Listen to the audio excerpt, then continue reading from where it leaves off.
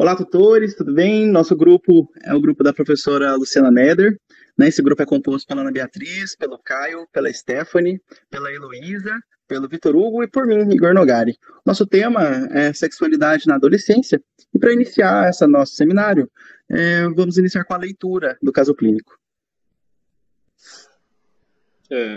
Começando pela anamnese, então, KLMS, menor, sexo feminino, 15 anos, branca, natural e procedente de Cuiabá, Mato Grosso, G0, P0, A0.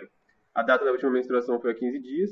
Procurou atendimento médico na UBS, acompanhada pela mãe, relatando que há cerca de 6 meses ocorreu sua primeira relação sexual e veio em busca de orientação. Menarca aos 12 anos, apresentando há 1 ano ciclos menstruais regulares de 28 dias e duração do fluxo variando de 4 a 5 dias. Fluxo moderado, acompanhado de dores abdominais incólicas de baixa intensidade.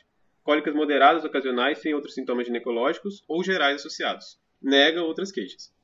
No exame físico, bom estado geral e nutricional, lúcida e orientada no tempo e espaço, afebril, acianótica, anictérica, hidratada, frequência respiratória 18, frequência cardíaca 84, pressão arterial 12/8, estatura 1,52 m, peso 42 kg, e sem mais achados semiológicos nos outros sistemas. Mamas de estágio Tanner M5, palpação e expressão sem achados semiológicos, exame ginecológico genital externa, vulva, pelos pubianos, Tanner P4, lábios menores e menores simétricos, sem lesões da inspeção, introito vaginal e meato uretral tópicos, ímen não íntegro. Do nascimento até a terceira idade, a mulher passa por diversas transformações. Talvez a mais importante dela seja a adolescência. É nessa fase, entre a fase de criança e a fase adulta, onde a mulher, junto com o seu arcabouço de experiência, quando criança, junto aos seus familiares e seu contexto social, né, soma suas novas experiências para mudar a sua identidade e a vida adulta. Assim também na vida biológica, né, quando o seu corpo passa por transformações e mudanças, né, onde a mulher ela vai ter ali o seu corpo de mulher adulta. Qual a importância, né, disso na vida da mulher? E a importância do estudo da sexualidade nessa fase, nesse período tão importante para a mulher. É porque nessa fase onde ela está conhecendo o seu corpo, né, onde o corpo está passando por transformações, e onde ela geralmente inicia a sua vida sexual, né, e nessa fase também pode acontecer diversas intercorrências, e essas intercorrências podem gerar comorbidades, né, e situações crônicas que vão perdurar aí por ao longo da vida adulta dessa jovem, dessa adolescente. Então, a fase da adolescência é uma fase que demanda uma atenção básica, uma atenção primária, né, muito grande. É muito importante a promoção de saúde da mulher nessa fase da adolescência. E é por isso que o nosso grupo está desenvolvendo esse seminário para falar realmente a importância de debater a sexualidade na adolescência.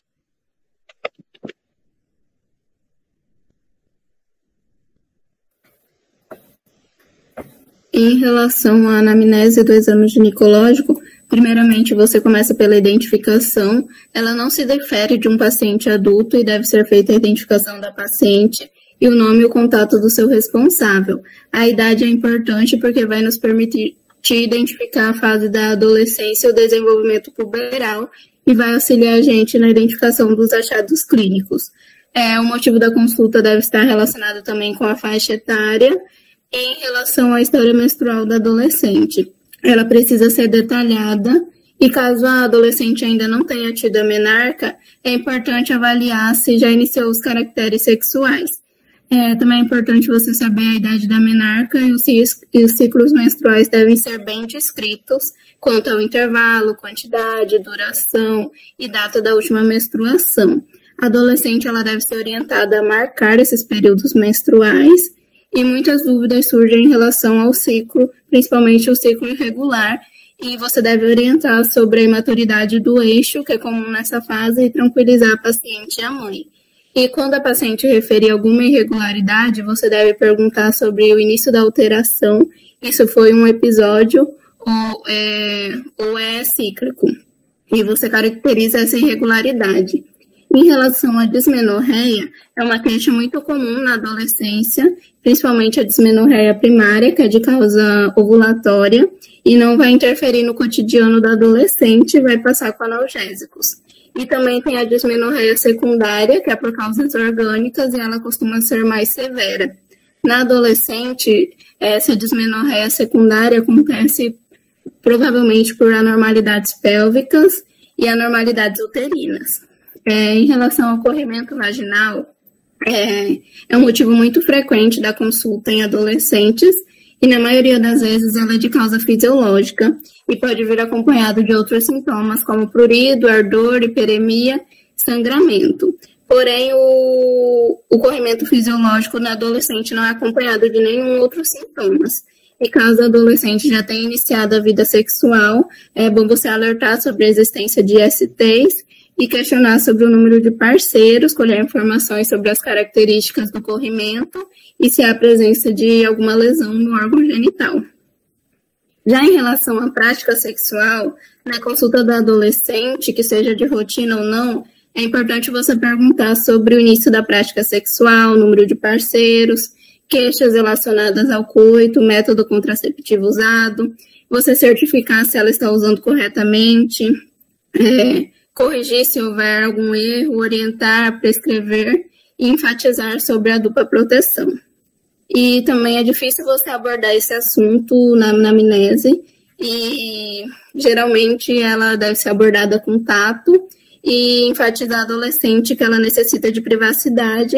Nem sempre essa situação vai ser respeitada pela mãe. Então, uma maneira adequada de você abrir uma brecha é perguntar para a adolescente se ela faz questão da presença da mãe no momento do exame. E uma vez que essa paciente se apresentar sozinha, você vai abordar o aspecto sigiloso e garantir a confiabilidade e abordar sobre esse assunto. Além disso, também tem queixas de dores pélvicas crônicas e manifestações clínicas de difícil identificação, mudança de comportamento da jovem, pode estar relacionada a alguma violência sexual. Então, você também deve fazer esse questionamento durante a anamnese. Em relação aos antecedentes pessoais, completando a anamnese, você vai realizar a investigação dos antecedentes pessoais, vai indagar sobre cirurgias prévias, hábitos de vida, alimentar, tabagismo, etilismo, uso de drogas e algum medicamento, se há alguma alergia, e também perguntar sobre a vacinação, principalmente sobre HPV. E caso seja necessário, você deve prescrever as próximas vacinações para a faixa etária. E em relação ao sigilo da consulta, o profissional deverá estabelecer um pacto de confiança com a paciente e você deve reafirmar o direito ao sigilo. No entanto, ele deve ficar claro que em algumas situações esse pacto pode ser violado e a adolescente ela deve ser incentivada a envolver os familiares e o acompanhante nos seus problemas.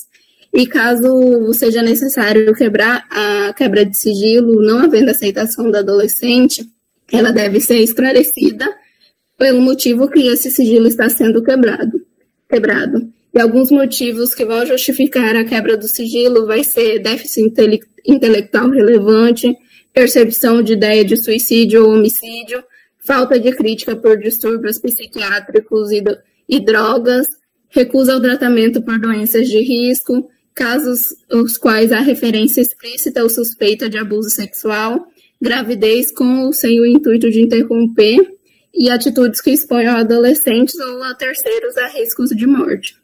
E isso é assegurado pelo Código de Ética Médica, no artigo 74, no qual é proibido você revelar segredos profissionais.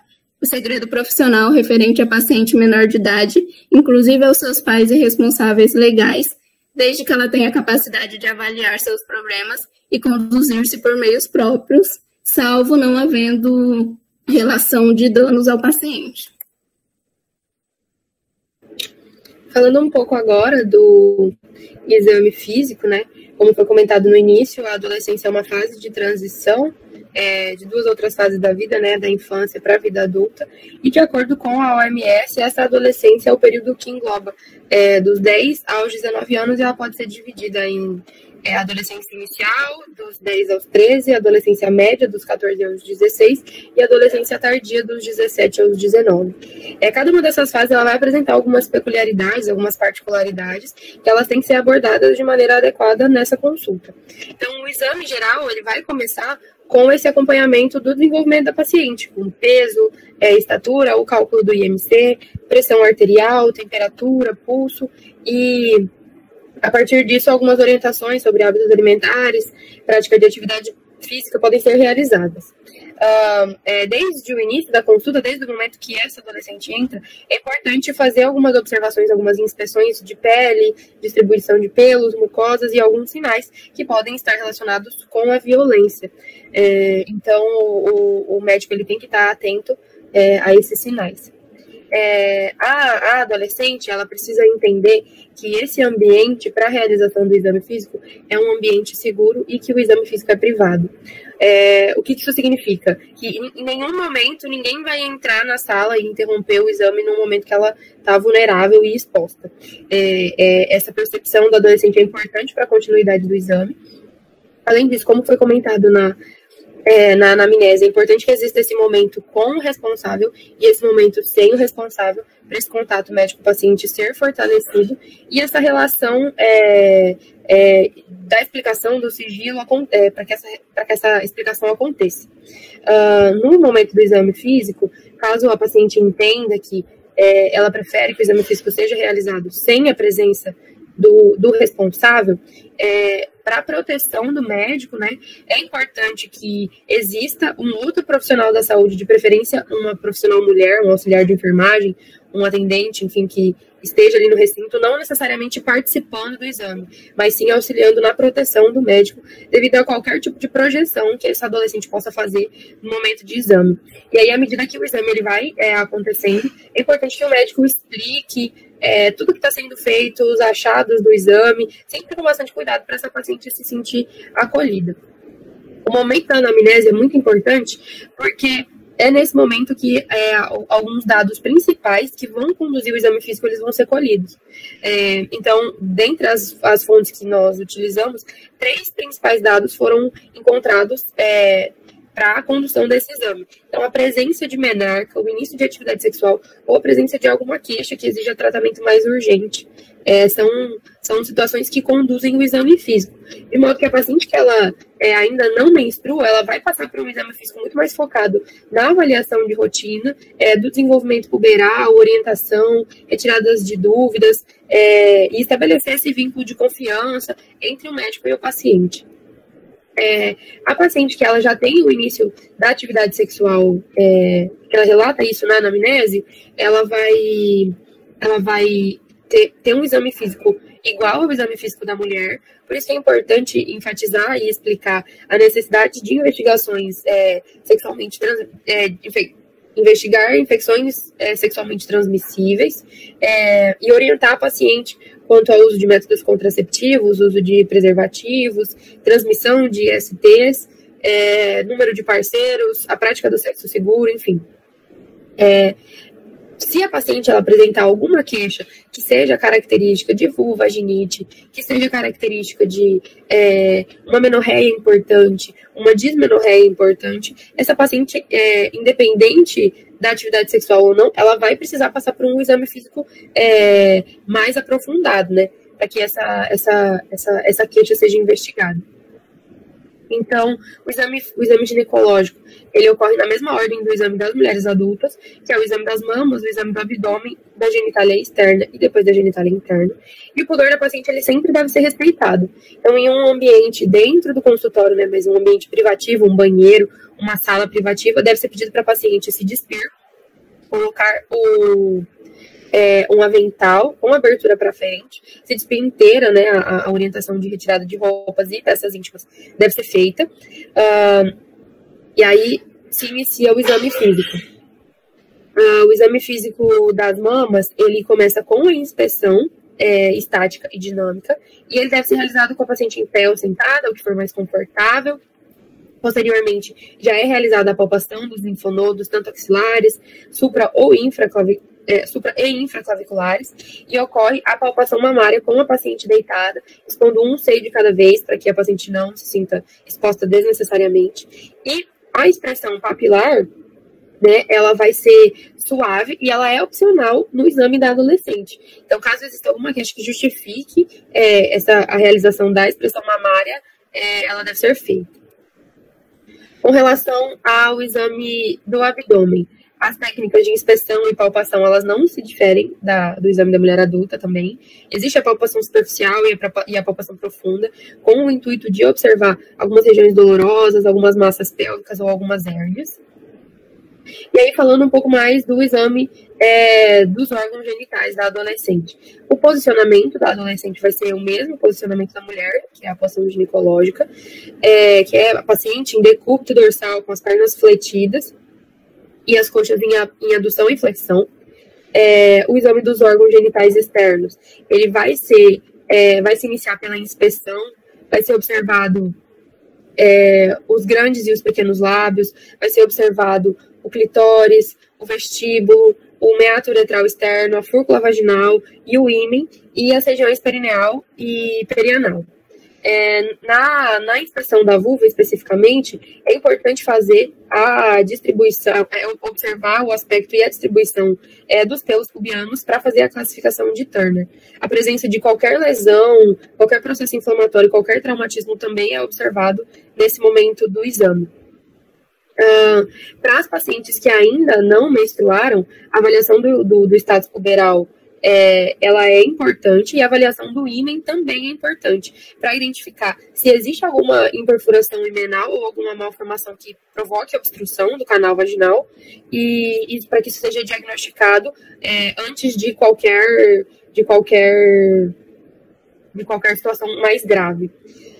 Caso a paciente ela já tenha iniciado a relação sexual, a atividade sexual, o exame especular ele vai ser realizado de maneira semelhante ao da mulher adulta, com a coleta do conteúdo vaginal pelo exame especular, e vai ser observado a parede da vagina, a coloração, se existem rugosidades, o comprimento, o fundo de saco, e aí a presença de corrimento, como foi comentado lá na anamnese, ela deve ser avaliada quando o corrimento está presente em relação à cor, ao odor, fluidez, presença de algumas bolhas ou alguns sinais inflamatórios que estejam associados.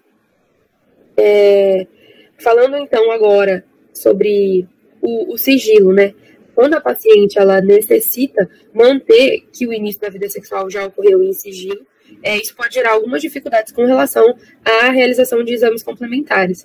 Por existir essa dependência entre a paciente e os seus responsáveis, é importante que o médico faça essa análise de dar uma conduta, de fazer uma conduta que esteja compatível com a situação dessa paciente, para que esse sigilo não seja quebrado, né, ainda que de maneira indireta, e entender com a paciente, conversar, ter esse diálogo sobre quem vai levar ao laboratório, quem vai ajudar, quem vai acompanhar no exame, para que essa paciente ela não se sinta constrangida, né? Para que esse sigilo e esse respeito aconteça dentro do consultório, mas que fora do consultório ele seja impraticável. Então é importante essa conversa com o paciente.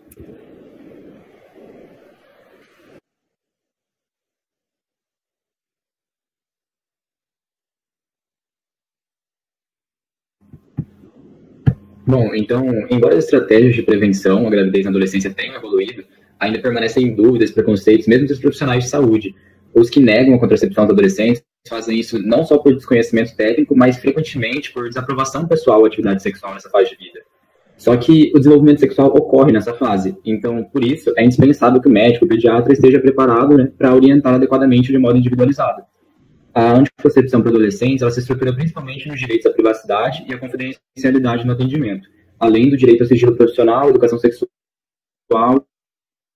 e a prescrição de métodos anticoncepcionais. Além da devida atenção à saúde integral do adolescente, a contracepção deve incluir também os seguintes passos, que são apresentados aqui, né? O primeiro passo, a apresentação de todos os métodos, mesmo que indisponíveis, a avaliação da existência ou não de contraindicações ao uso de algum deles, a ajuda na escolha do método, lembrando que sempre a escolha é da adolescente ou do casal, a confirmação dessa escolha com ela, e também enfatizar a dupla proteção, sempre associando preservativos a outros métodos. Pode passar a slide, por favor. Então, atualmente o Sistema Único de Saúde, ele oferta de maneira gratuita 9 métodos contraceptivos que ajudam no planejamento familiar. São eles o anticoncepcional injetável mensal ou trimestral, mini pílula, a pílula combinada, diafragma, pílula anticoncepcional de emergência ou pílula do dia seguinte, o dispositivo intrauterino, DIU, preservativo feminino e preservativo masculino. Estes métodos contraceptivos eles estão acessíveis aos adolescentes nas unidades de saúde, incluindo testes rápidos também para infecções, mesmo que eles estejam desacompanhados. E esses métodos, eles podem ainda ser divididos em hormonais e não hormonais, dentro da classificação. Entre os não hormonais, encontram-se os métodos comportamentais, os de barreira e os mecânicos. Exemplos desses métodos comportamentais seriam a amamentação e o coito interrompido, que são métodos que apresentam baixa eficácia e por isso não costumam ser indicados. Já em relação aos métodos de barreira, a gente destaca os preservativos, por oferecerem uma ação preventiva adicional em relação aos IST e ao HIV. Eles podem também se apresentar na forma masculina e feminina, e a eficácia deles depende da técnica e da constância do uso. Porém, embora o preservativo feminino ele seja mais caro e distribuição limitada, ele tem como vantagem a proteção da genitália externa, que o preservativo masculino não oferece. Quanto aos métodos mecânicos representados pelo DIU, existem no Brasil 2 tipos principais, um hormonal e o outro não. O não hormonal, que também é conhecido como T de cobre, ele está disponível na rede pública e pode ser utilizado por adolescentes independentemente de paridade. Juntamente com o DIU hormonal, ele compõe hoje o grupo dos métodos reversíveis de ação prolongada, que apresentam uma elevada eficácia contraceptiva. Mas, apesar disso, tem que se orientar também no uso concomitante de preservativos. E quanto aos anticonceptivos hormonais disponíveis, frequentemente eles contêm estrogênio e progestagênio, como o anticoncepcional hormonal combinado oral, que é o mais conhecido como pílula combinada. O reconhecimento dos benefícios, além da anticoncepção, como a redução da dismenorreia, o controle da endometriose, dos sinais de hiperandrogenismo, possibilitam a utilização da pílula combinada pelos adolescentes desde a menarca. No entanto, para isso a gente tem que avaliar antes contraindicações absolutas de estrogênios, como hepatopatias graves, tireoidopatias descompensadas, doenças tromboembólicas e gestação confirmada ou suspeita, e também avaliar o histórico de cefaleia com aura. O consenso para MS é a prescrição de anticonceptivo hormonal combinado oral de baixa dose, considerando os fatores, como adesão, a falha pelo esquecimento, abandono do método e também os benefícios além da anticoncepção citados. Outra opção de anticonceptivos orais são aqueles apenas com progestagênio, aí está a mini pílula. Eles não estão associados ao estrogênio e são utilizados de maneira ininterrupta. E, além disso, eles não interferem na densidade mineral óssea, apresentam poucos efeitos adversos e poucas contraindicações. Os anticonceptivos hormonais injetáveis também podem ser indicados, sejam de uso trimestral ou mensal. E a primeira injeção deve ser feita a qualquer tempo, desde que a paciente não esteja grávida, nos 7 primeiros dias de início de sangramento ou após se houve abstinência sexual ou uso de outro método contraceptivo. Ele apresenta baixo custo, está disponível pelo SUS, e, portanto, a alternativa trimestral é indicada para usuários de drogas antiepiléticas e diabéticas sem doença vascular. Porém, tem que ficar atento aos possíveis efeitos colaterais dessa opção, que são aumento de peso, mastalgia, depressão, alterações do fluxo menstrual, amenorreia e um atraso no retorno da fertilidade em até 1 ano após a descontinuidade desse método.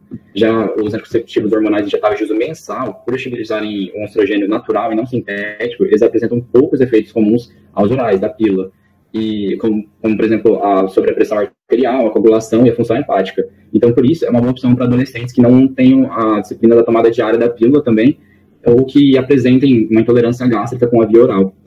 A anticoncepção de emergência é a única indicação de uso após a relação sexual sem proteção, falha potencial de um dos outros métodos ou utilizados, ou também as vítimas de violência sexual. Por isso, ele deve ser usado em até 72 horas após essa relação sexual, reduzindo assim a possibilidade de gravidez em até 75%, mas não sendo possível isso, também pode ser utilizado até o 5º dia após a relação sexual desprotegida.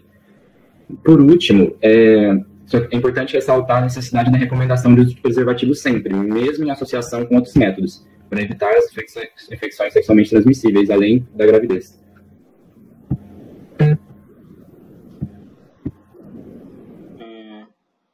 Bom, então, continuando, sobre a prevenção e orientação das ISTs, muito por conta das profundas transformações físicas, psicossociais e pelo despertar da sexualidade, as infecções sexualmente transmissíveis, ISTs, elas são para os adolescentes um enorme fator de risco para a saúde. Então, o acesso a informações legítimas e claras é extremamente necessário para que esse grupo possa se proteger. No entanto, o sentimento de invulnerabilidade, atitudes contestadoras dessa fase, são algumas das características que vão dificultar, como meus colegas estavam falando, a utilização efetiva de métodos anticonceptivos. E aí, especialmente os preservativos. Fato que vai se contrapor às recomendações sobre as práticas sexuais protegidas. Além disso, a literatura especializada ela aponta uma lacuna entre o conhecimento sobre os riscos das práticas sexuais desprotegidas e o comportamento dos jovens, que mesmo sabendo das possíveis consequências, continuam a se expor. Então, de modo a realizar uma prevenção real, a orientação médica ela deve ser mais que uma passagem passiva de informações. É necessário que essas pacientes, de fato, participem da formação e entendam o aprendizado que será passado. E aí, para isso, não custa reforçar mais uma vez que é de extrema importância o estabelecimento de uma relação de confiança e respeito que permita construir o espaço de diálogo sobre assuntos íntimos, Então, então como a vivência da sexualidade da jovem. É justamente esse vínculo médico-paciente que vai permitir a reflexão e a construção de um saber próprio do adolescente, que vai poder levar a modificações positivas no comportamento, embora você nunca tenha uma garantia de mudanças, né? Certeza. Então, estabelecida essa relação de confiança e diálogo com o paciente, é sempre importante abordar os temas em educação sexual, considerando as relações afetivas, as relações de gênero e a diversidade sexual presente nos contextos de vida de cada uma dessas adolescentes, para que elas possam decidir por atitudes saudáveis frente à própria vida sexual. Então, é óbvio que a abordagem a ser realizada com a paciente do nosso caso, né, que tem 15 anos e já teve relação sexual há 6 meses, vai ser um pouco diferente da que seria com uma paciente adolescente de 12 anos que ainda não teve alguma experiência sexual, por exemplo, né? E também nesse sentido, é necessário compreender que a transmissão das ISTs não é um fato isolado, não é um fato aleatório, né? Mas ela está intrinsecamente atrelada ao que os adolescentes aprendem durante seu crescimento e com o que eles convivem no seu cotidiano. Então, os seus fatores de vulnerabilidade, né? Então, sejam eles individuais, relacionados à falta de informações, sobretudo, né, sobre as formas de transmissão e prevenção das ISTs, sociais, que vão dizer respeito à maior incidência de ISTs em determinados segmentos populacionais, sobretudo naqueles em situação de pobreza e uso de drogas, ou institucionais, que vão se relacionar à ausência e escassez de políticas públicas que deveriam promover a saúde da adolescente. Mas, em todo caso, é crucial que o médico identifique essas vulnerabilidades de modo a dispensar atenção especial para essas adolescentes em suas orientações e abordagem. Enfim, é sempre importante verificar, como já foi falado uma vez, o cartão de vacinas, sobretudo em relação à hepatite B e HPV, e salientar a importância do uso do preservativo masculino ou feminino em qualquer relação ou atividade sexual, bem como seus respectivos métodos de utilização correta também, né? Bom, em relação à educação e saúde, né, é sabido, então, já foi dito, que a adolescência é um período onde ocorre uma série de transformações, tanto corporais quanto psicológicas, o que traz uma certa insegurança nessa adolescente e várias dúvidas, né? Então, a gente, como médico, deve, mais uma vez, abordar de forma delicada e com um palavreado adequado, dando abertura para esse adolescente retirar todas as suas dúvidas em relação à sua sexualidade. Dessa forma, a educação sexual vem como uma ferramenta muito importante, que a gente pode utilizar tanto no consultório como em outros tipos de abordagem, como uma educação sexual que pode ser feita nos colégios, ou até fazendo grupos de jovens, de adolescentes nas UBS também podem serem feitos e abordar, então, os temas mais importantes para que ocorra um desenvolvimento sexual adequado e saudável, né? Dentre os temas que a gente pode e deve abordar com essa adolescente seria, né, a questão da violência e do abuso sexual, que é, infelizmente, muito prevalente ainda no Brasil, né? Muito presente. A relação falar sobre as mudanças anatômicas e fisiológicas, né, as mudanças que o corpo desse adolescente está sofrendo, conversar sobre os métodos contraceptivos, né, que já foram ditos, os seus direitos sexuais e reprodutivos, falar sobre a gravidez da adolescência, como evitar, né, sempre deixar muito bem claro que também esse adolescente pode conversar com você, tem o seu sigilo preservado, né, em relação aos pais, caso seja necessário. Falar sobre as orientações sexuais, questões de sexualidade, de gênero, são muito importantes, né, ainda mais em frente à homofobia, que ainda é muito prevalente no Brasil também. E, claro, sobre as infecções sexualmente transmissíveis e a AIDS, né. É interessante a gente pensar que ainda há um grande tabu, né, no Brasil em relação à educação sexual, né, pensando que vai haver uma estimulação do ato sexual de forma precoce, né, e indevida, mas o objetivo aqui é exatamente o contrário, é fazer com que as relações interpessoais sejam de forma saudáveis e adequadas e ocorram de forma a prevenir agravos na saúde e retirar a educação sexual então vem com o objetivo de retirar esse adolescente de um local de vulnerabilidade em que ele se encontra. Ainda mais porque a educação sexual que deveria existir já estabelecida dentro da família, muitas vezes não ocorre, né? Devido a esse tabu, essa dificuldade dos pais de tratarem do assunto com seus filhos. Então, a gente tem um grande papel, um papel muito importante a se desenvolver no consultório médico, estabelecendo, então, essa educação de saúde com a nossa paciente que está passando por essa fase de transformações e reconhecendo o seu corpo como um corpo diferente do que era na infância, né? E assim a gente pode promover uma cultura de autocuidado e evitar que outros agravos à saúde possam ocorrer, né? Bom, esse foi o nosso seminário sobre educação sexual, essas são as nossas referências, e muito obrigada.